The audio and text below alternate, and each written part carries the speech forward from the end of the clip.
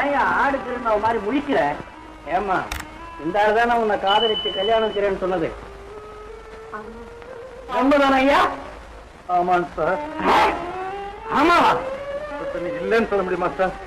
உண்மைதான். என்ன தைரியம் உனக்கு? என்ன கேட்காம என் மகளை காதலிச்சதுக்கு நான் என்ன தெரியுமா? கொஞ்சம் உங்க பொண்ணு காதலிச்சனாலதான் அவனும் காதலிச்சான். சின்ன வயசுல எத்தனையோ நீ செய்த அக்கிரமத்துக்கு உனக்கு சரியான தண்டனை கொடுக்க போறேன். உனக்கும் வசந்திக்கும் திருமணம்.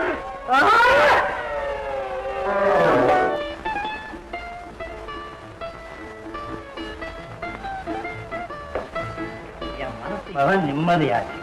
அப்பா வாசு, நான் வசந்தியோட அப்பா இல்லை.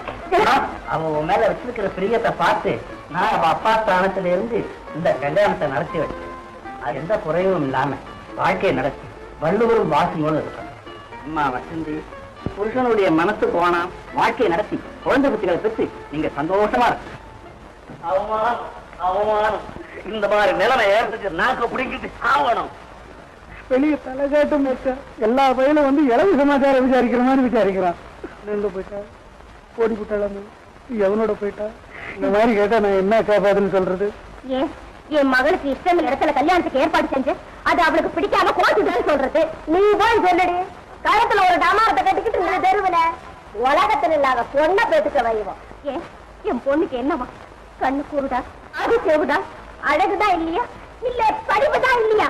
அந்த பாய படிப்புதாண்டி பெற்றவன் மூஞ்சில கரிய விட்டு போயிடுச்சு. வெக்கம் இல்லாத பொண்ணுக்கு வக்காலத்து வேற வாங்கிக்கிறாள்.